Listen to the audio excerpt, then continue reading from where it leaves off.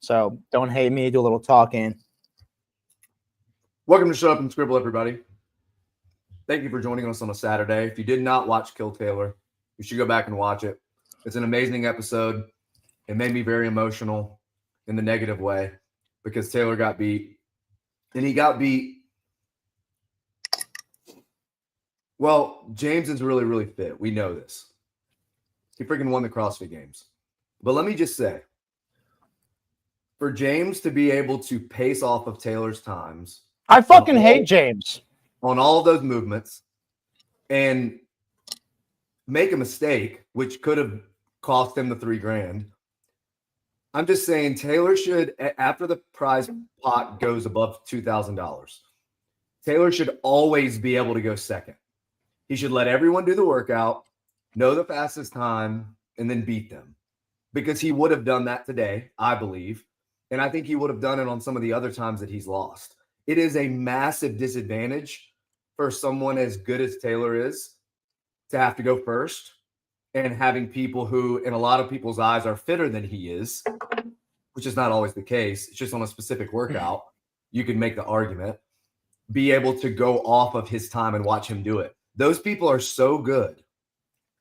If you know a time, that's already a massive advantage. If you can watch someone do it and know where you should push the gas pedal and where you should not, that's an even bigger advantage. So I'm just saying, I'm a little bit emotional right now, not just because he lost, but because it was really close. It was really exciting. The workout was awesome. You guys should go back and watch it. But also because he didn't consult with me on the rep scheme, and that's probably why I'm the most upset. I was going to text it to you, but it was a stupid workout anyways.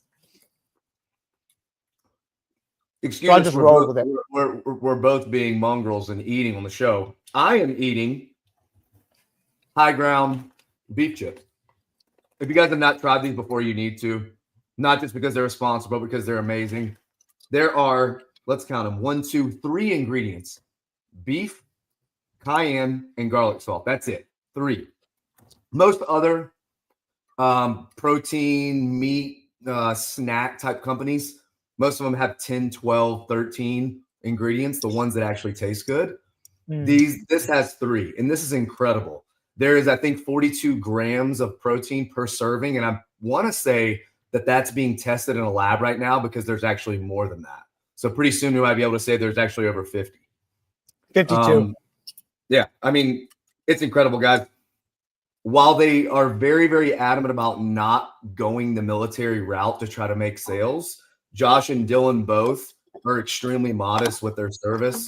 Both 13 years, at least, in the Navy. They just decided, hey, we need to make a protein source everyone can consume, that everyone needs, because we all do a really, really poor job of getting enough protein in.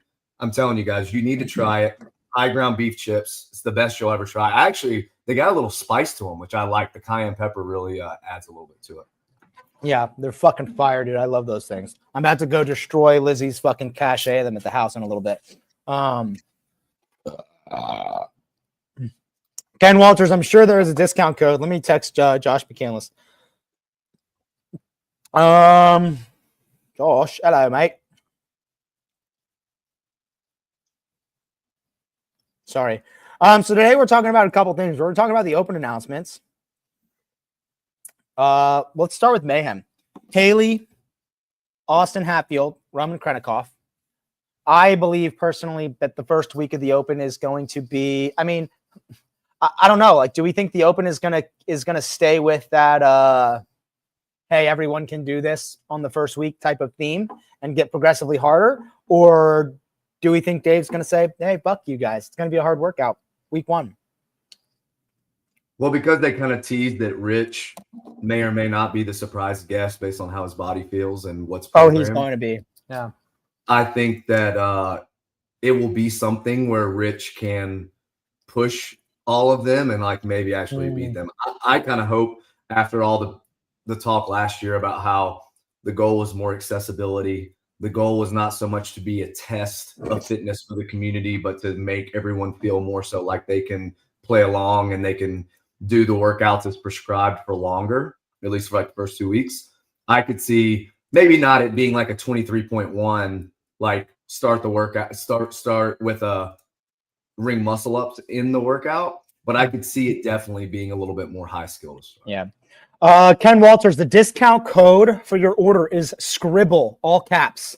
S as in Sierra, C as in cocksucker, R as in Rambo, I as in Indigo, BBLE, not BBC, but BBLE. One word, Scribble, all caps. I'm not sure what the military phonetic words for the rest of those are. Echo, I think. Lima. What's B? B is Bravo. B is in Bravo. Yeah. What is C? Charlie. Wow, I should have known. What's R? No clue. What's R? Anybody have R?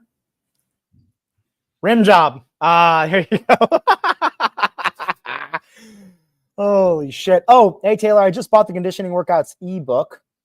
When should I see it in your email? It's automatic. So if you didn't get it automatically, your email might have a typo in it, and send me an email and I'll shoot one over to you. Retardant. Romeo. Duh. Holy shit, Romeo. That was crazy. What a coinky dink. All right. So hopefully that first workout is something accessible, because I do want to see, and not even that Rich needs something accessible, but I want to see so badly Rich beat these guys. I think basically any workout that comes out, Hatfield's beating Roman. What do you think?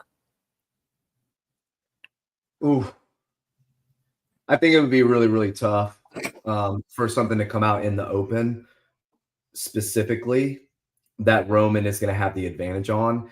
The only thing I could see, the only thing I could see is if, like, I don't think something like 19.1 is going to be repeated row wall ball, but that would be something where I would definitely pick Roman. I mean, I would have a hard time picking Roman if the workout had a rower, period. I'd have a hard time not picking him. Right. But it just, I don't know if you would have something like that week one.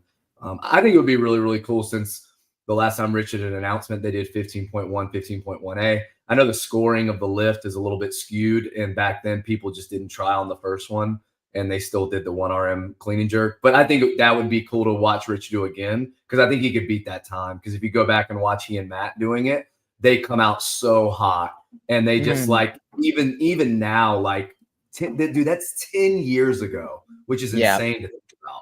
I think it would just be really fun for the crowd to watch all them do a heavy lift after a conditioning, and it's still really accessible. Like, it's set a 15 toes to bar, which for a lot of for a lot of affiliate members is tough, and it starts to become the linchpin of the workout. But for the best, like, you can pretty much push the pace the whole time, and it becomes a grip workout, which is kind of cool.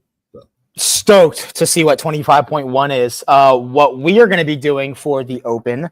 Not sure where we're going to do this. Maybe we go and do it at Crash, but me and Bryson are going to do the workouts basically right after the live announcement. We're going to do the workout, and then we're going to spend an hour after. Me, everybody. This is news. I know. To me, JR doesn't know. Well, I talked about it with Sevon. Basically, we don't have any plans to do the open versus athletes this year, but instead what we're going to do is me and Bryson will do it live, and then we're just going to talk about best strategy for beginner, intermediate, advanced athletes for an hour, and give you guys basically how to do 25.1. There's not going to be anyone in the space better than the guys in our group to break that workout down. Me, JR, Bryson, etc., who does it. Maybe we'll have John Young on for some fun.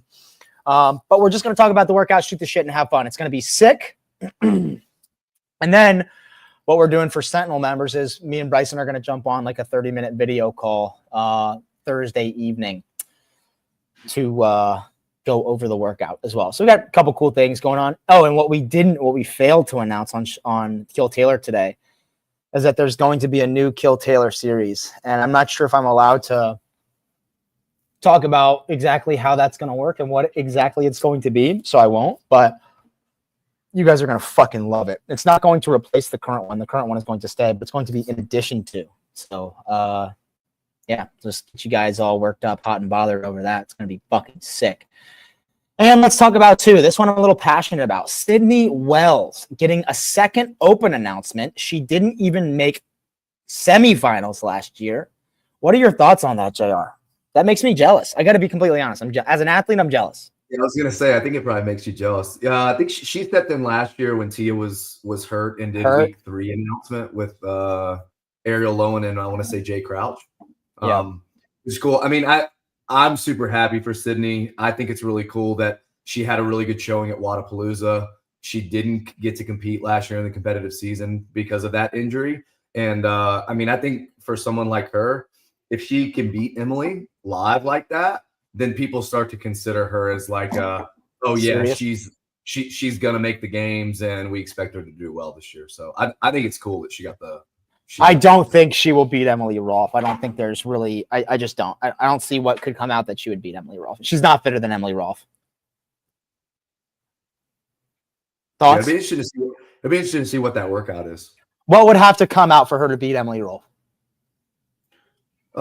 Sydney, I think it would probably have to be something that's a little bit more weightlifting limiting, where it's like some kind of battery, maybe some kind of ascending ladder. I mean, obviously Emily's crazy fit, but I think for it to skew in Sydney's direction, it's probably not going to be long. It's probably not going to be super light weightlifting. I would say it's probably going to be pretty heavy. I mean, Sydney really impressed me at Wadapalooza just with like the load she hit on that complex. I think she hit 245. Like I didn't realize she was that strong. So Yeah, that's crazy. 245 is heavy. Man, it's crazy. The open is already here, guys. If you haven't already signed up, I bet most of you have. literally, yeah, it's like not next week, but the next week, right? It's 2 weeks away. It's insane. What do you guys have any plans for the open? Is Jason doing anything for the open? No, I don't have any plans. I mean, I think it would be really cool if you guys wanted to come to Crash and do it like literally at 3 p.m. or whenever it comes out, and then we can get on and debrief it. I mean, I think that's cool because no one else is doing that. I mean, obviously they're doing the announcement, Right. But as far as watching someone really, really good, really fit, do it and then talk about it, I mean, Yeah. I think that's a great opportunity to do. Right. I don't think, I hate to say this, but there is not going to be a group of athletes that have the ability to articulate, I think, a good strategy. I mean, look, I'm not a games athlete, but I'm probably as fit as anyone who isn't. I would say that's a fair claim for me to make, is that of anyone on the bubble or close, I can beat any of them at any given workout, but I am definitely the fittest coach. So I think it'll be really sick, cool opportunity. I'm going to tell Bryson when we're done with the show that we're doing that. So we'll be at Crash every Thursday. Let's just go ahead and lock it in. We'll just make the commitment. Every Thursday, we're going to be at Crash. We're going to do the workout live. This is already giving me anxiety, but it'll be good. Yeah, it'd be cool. Wow. Week 3. Any predictions who they'll have week 3? So they got 3. We'll just call it 3 games athletes. I mean, obviously, if Rich is in the mix, that's huge. But let's just say it's only going to be those 3. And then we got 2 week 2. You think it's going to be 2 week 3, 3 week 3, 4 week 3? How many do you think is going to be in the final week? It would be really cool if it were Jason Dallin and James Sprague and they did it at Crash. I think that would be amazing wherever they do it. Yeah, I mean, I think it would be awesome if those 3 went head to head. I think it would be about as cool as you can get. Like, I think quarterfinals last year was a really, really unique setup and experience. And unless they make another online intermediate stage like that, it might be the one and only year something like that happens. So. Yeah, I don't know. I mean, other than that, yeah, that's probably next best scenario. Like those 3 coming off of all 3 top 5 finishes at the games, or top 4 finishes, or whatever. I mean, that's crazy. Right. It would be insane. That'd be an awesome group of guys for it to be with. I could also see them, who knows where they're going to do that 3rd week. That'd be cool. All right, let's get into the World Fitness Project. I'm about to talk a little shit here. I thought we were just talking about the equipment list. Yeah, that's what they did. So I'm going to talk some shit about it. Where is this equipment list? Don't they have it somewhere on here? Movement list. What the WTF, mate? All right, so here's the deal. You don't need a list of movements. This is okay. So here's the thing. WFP isn't the world wide open where you need everyone to be prepared for a movement. I could see CrossFit having a better argument for releasing the list of movements for people like, oh, I've never done this handstand push-up standard, and now I can't do one handstand push-up because anthropometrically it doesn't work for my body, like the 2019 or 2017 handstand push-up standard. I could see you being able to make a case for releasing that standard so that people could practice it in the open when your mom is doing it. I see no valid case to be made for professional athletes to need a required movement list. You are an athlete. Adapt to the exercise when it comes out and perform the movement to standard. I think what CrossFit has done this year and making certain that all videos for online submissions have to be public is the easiest way to fix all that. Because if you have any questions about the standard and you're moving to a questionable standard, you're going to get eviscerated on a public platform. Instead, it's going to force the athletes and the judges to adhere to the standard, yes or no, binary, good rep or no rep. The gray area is going to get blown up. I just don't like it. It pigeonholes you. And like for anyone saying that like, oh, this doesn't pigeonhole you, look at the broad list. It's like, what do they do here? They did nothing here because not only is this just a list of movements, there's no actual standards for anything. So I could practice a kipping handstand push-up to 5 different standards. This doesn't help me. I know kipping handstand push-ups are on the table. Like it's just common sense. It's like a feel-good post. We're doing this so you guys can feel good about it. But this changes nothing for the way athletes train. And if it does change something for the way athletes train, it's not in a good way. And that's my opinion. I think it's stupid. Let's just say that the World Fitness Project is not the CrossFit Games. And let's just say because of that, it won't succeed. If you want to separate yourself, you want to do some things that the CrossFit Games season doesn't do. Okay, cool. You want to release a movement list for the year and then do that every single year. Great. Because, a lot of times people said, the unknown and the unknowable is a huge part of CrossFit methodology, and you decide you want to go the other direction. Fine. Like you said, there are no standards with this. I mean, I assume those are going to get sent maybe after the Challenger Series when they actually know who's going to be at the live competitions. Maybe, maybe not. I don't know. But if you do this, I'm fine with it. But what I wish they would have done is they would have made the list way bigger and put things on there that were not going to be programmed, but right, that could be programmed. So if I'm in their shoes, and let's say that that I know we can't get obstacles for handstand. Also, timeout. Can I point one thing out? They misspelled axle bar. What the fuck? Look at this. AXEL bar. What in who wrote this? Sorry. Okay. But yeah, I just feel like they could have made the list a lot bigger and just said, hey, all this stuff is on the table, knowing that they're not going to program most of it. And maybe that's what this list is.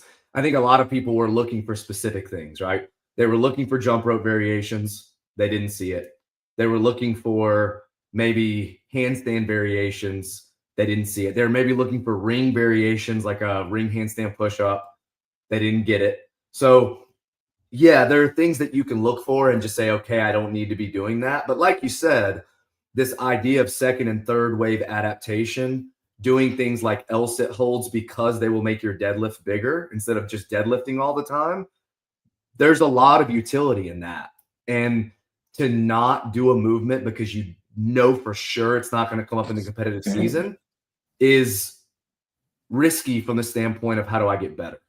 And maybe you would disagree that at your level, there's really no point in wasting time doing things. I still think if you're not really a coordinated athlete and just coordination and picking things up is really something you struggle with, then you should be doing backwards double unders. And you should be doing things with a jump rope that you aren't going to be tested on, but just help that awareness and that coordination factor. Well, here's the deal. So you don't think it should affect the way athletes train? I don't think it should. I still think just because the movement's not on a list, that doesn't mean you shouldn't be doing it. Okay, so then what's the point of the list? Yeah. If it's not going to affect the way the athletes train, there's no point in creating the list. Fucking dumb. If it is going to affect the way the athletes train, that's even worse because now you're pigeonholing those athletes. So the only argument for this list is it's a feel good. Hey, we listened, we heard, we're going to give you guys a list.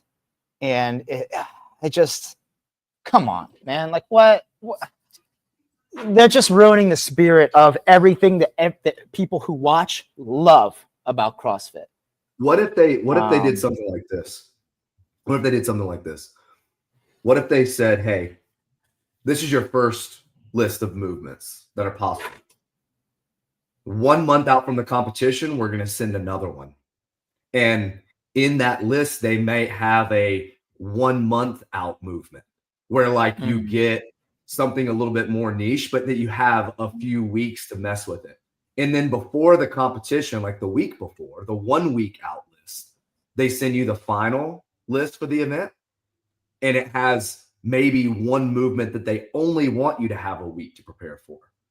And then they put out a list the day before.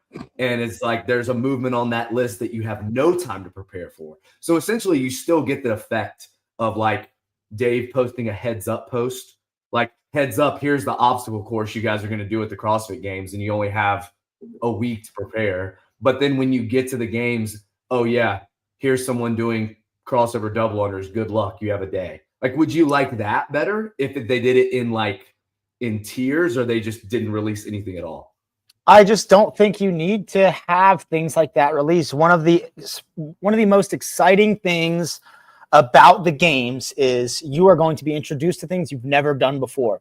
What I think CrossFit is starting to realize and are making efforts to do is, hey, maybe we shouldn't be releasing completely new things during online competition, but in-person competition, holy shit, it should be fair fucking game. And again, it's like for online competition, okay, so Boz programmed a V-up, get over it. A crossover double under or single under, get over it. A shuttle run, get over it. These are not things that are keeping elite athletes out. Sometimes there's a snafu with the standard, or sometimes they make a mistake on video review. And that happens in all sports. There are bad calls in every single sport. But this list of movements, I just think does nothing. I think one other additional thing to add is noting this box jump over that they're saying, hey, we may require you to rebound or we may not. We may require you to step down. We may not. I think the problem, personally, the issue with rebounding box jumps isn't that, I changed my mind almost. I don't think it's that people don't ever train them in a gym. And there is an argument for people not training them in a gym. Now, every time you train rebounding box jump overs, there's that thought in the back of your mind, like, holy fuck, I might pop it. I might pop my Achilles. It's not like another exercise that we have in CrossFit where you can perform the rep perfectly and you get hurt. It's like almost every rep in CrossFit, if you perform it perfectly, the odds are so slim to none that you can get hurt. A rebounding box jump over, it's like, I mean, to me, it's almost like 50-50. You just never know because of the accumulation of volume doing other exercises and other movements that may play a role in putting that structure at risk. So it's not, okay, athletes don't ever train it. It's, hey, if you're doing fucking sled pushes and double unders and running the day before, you shouldn't do rebounding box jump overs the next day. Or if you've done a bunch of lunging or step ups or whatever, you shouldn't do rebounding box jumps that day. Or even the same workout, like you're doing heavy deadlifts and this athlete has not great technique where they're in the balls of their feet a little bit on some of their deadlifts and the weight's pulling them forward. And now they go to do a rebounding box jump over and they just pop it. Like, it's just, why include that? Why include a rebounding box jump? What's the fucking point? Like, I just don't understand that. That's so dumb.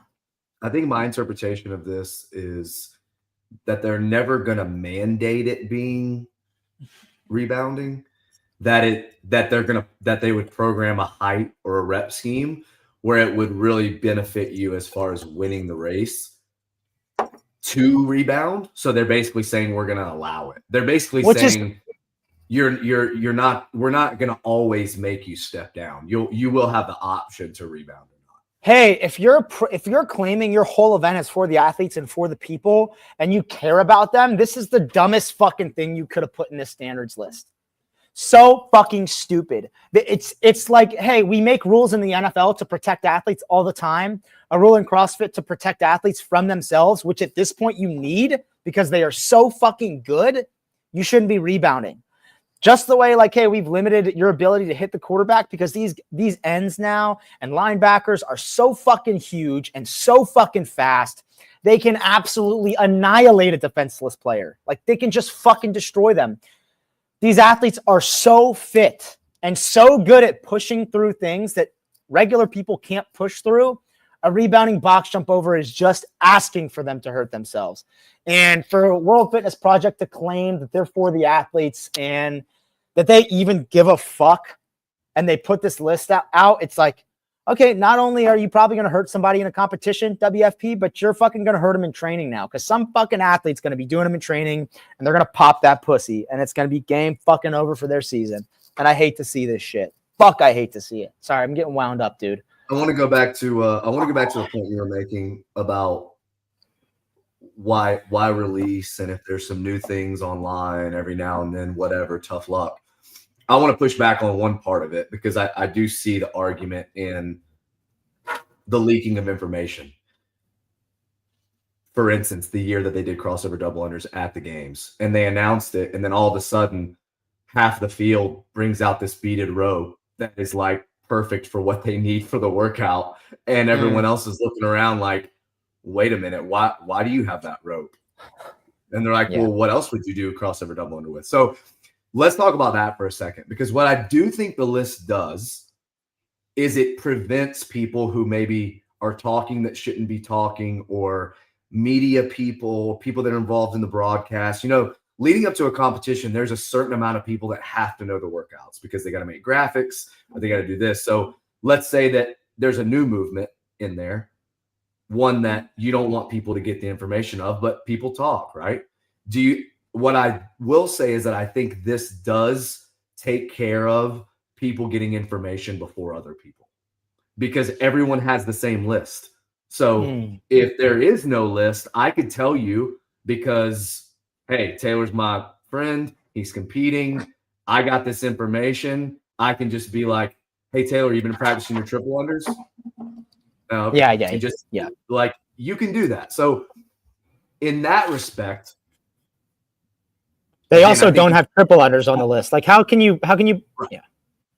I think you just make the list way bigger with way more stuff that's not going to come out, and you give them the option to try to learn all these skills that they don't have. Like you put press the handstand on parallettes, things that aren't unreasonable to put, but you just you put them on there even though you know you're not going to program. Like that's what I would. For them to include a rebounding box jump but not a triple under is the dumbest fucking thing ever. I like that they put that there's going to be swimming in a pool. I think that's good to know. What is that? Does that say treadmill? Does that say running on a treadmill? Yeah, it did. I fucking removed it because the list is pissing me off so much. Okay. It was interesting to see strict press on there. Strict press, I think, with kettlebells, strict press with a barbell, I mean, has there ever been strict press in a competition? Ever? Yeah, CrossFit Total. Like other than at the games as the total in the total? Probably not. Probably not. I like strict presses though. I think it's not as hard to police as one might think, and if you use dumbbells at a particular weight, I think it's even easier to police. One head of the dumbbell has to touch your shoulder at the bottom. There could be no movement of the legs, and you have to stay in extension. Yeah. That'd be cool. Geez. So yeah, the Open's coming. Doesn't sound like Dave's going to do any of the announcing. I'm kind of wondering who's going to be announcing. Obviously, Rory and Chase at Mayhem is pretty cool. I mean, Rory is still, when I think about the Open and like how it was in 14, 15, 16, I mean, I think about Rory just as much as I think about Dave, like him being on site, which is pretty cool. So, Hey, Jake Chapman, shut the fuck up, man. I'm sitting by the merch. All right, bro? Chill the fuck out, dude. Oh, is Tyler's shirt sitting Tyler's camera sitting under a shirt? I don't even know how to talk like I'm from the Isle of Man. I sound like a mixture of fucking Ricky Garrard and fucking whatever the dumb British Prime Minister's name is. Yeah, I'm stoked for the Open, bro. all my I'm also WPTH clients in the UK, I love you. Peace and love. one other thing is, probably no big athletes watching the show. This show at least, maybe. I feel like a lot of them hate me, but we are definitely in the process of having some, I think, cool effects on the season structure, making an impact as the CAC, the CrossFit Athlete Council. And one of our main mission points or goals as the CAC is to be a conduit for communication between the athletes and HQ.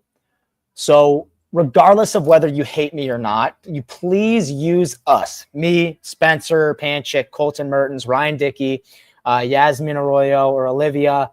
Use any of us to communicate feedback that you have for HQ, regardless of how uncomfortable it is. That's what we're there for. And we have a direct line of communication, and we use it. We can't make good change without help from people that have uncomfortable things and challenging things to say and feedback to give. And the other thing is, if we take that feedback to HQ, we'll say, hey, either you reached out to us and we've gotten together as a group and we're like, we are not going to take this to HQ and here's why, or we're going to take it to HQ. And as soon as we hear back from them, we'll let you know exactly what they say.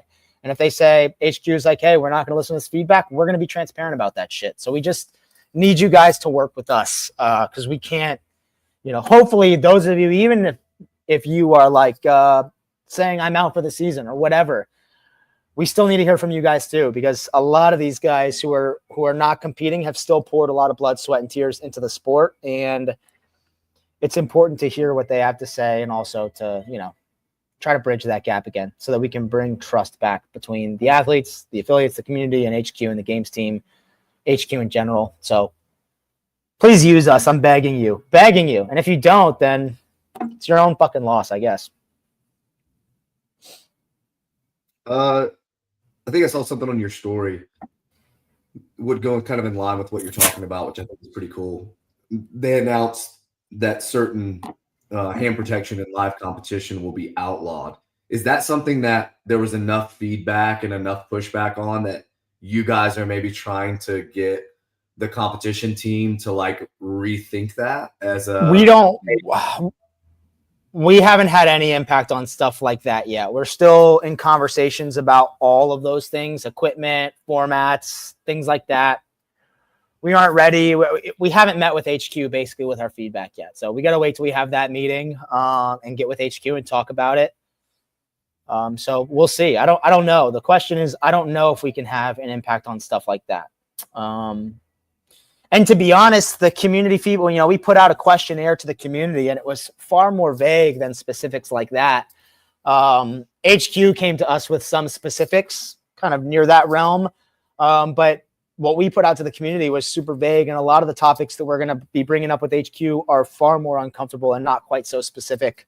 Like rules, policies. People are still really, there's a large cohort of people who want some sort of acknowledgement on, Lazar's death, the investigation report, or the results of that investigation, a lot of things. And these are things that we're not going to shirk away from.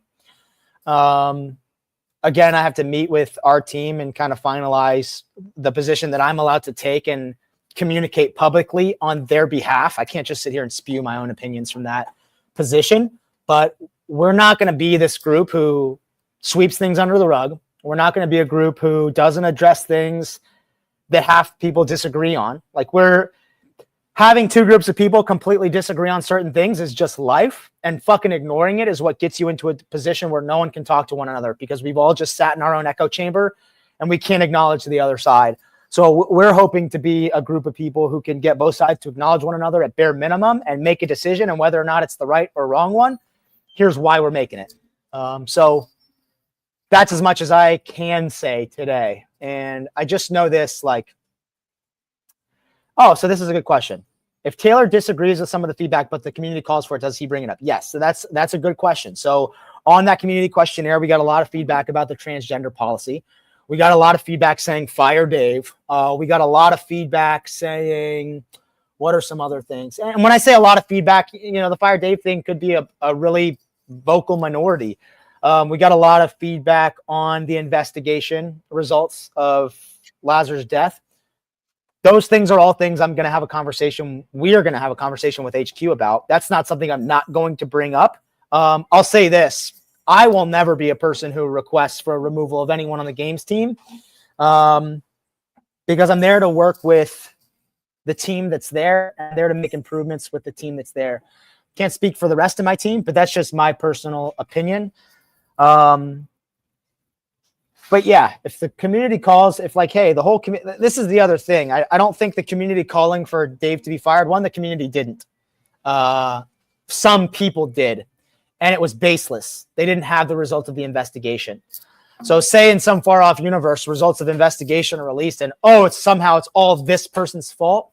Calling for that person's resignation wouldn't be out of the question at all, I think, at that point.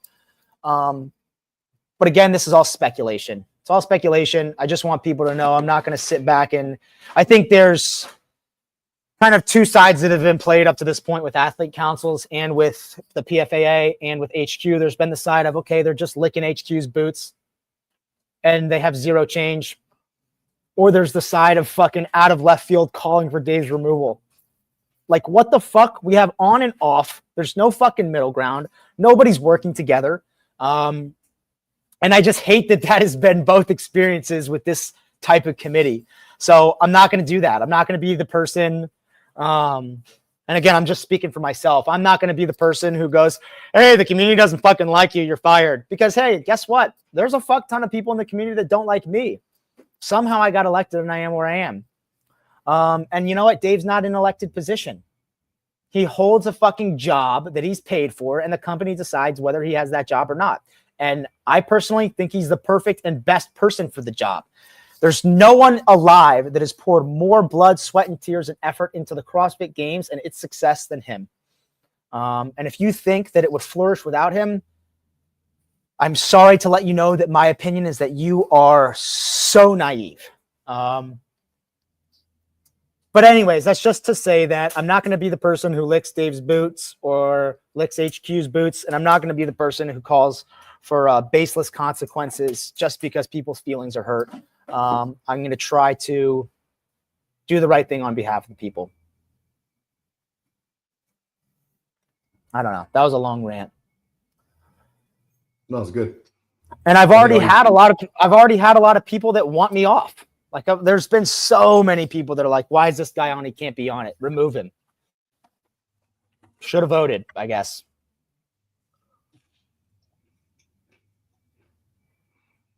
You do anything else today, or are you just doing that workout? No, just that workout. I got to go work on the barn, and me and Bryson are going to do some programming. And I think that's about it. You like that, bro? Those of you that signed up, dude. Those of you that signed up for WPTH, I'm getting another big shipment of T-shirts. I'm going to send those out on Monday. So get that shirt, baby. Get that WPTH shirt. All right, guys. Love you all. If you hate me, love you too. And have a good day.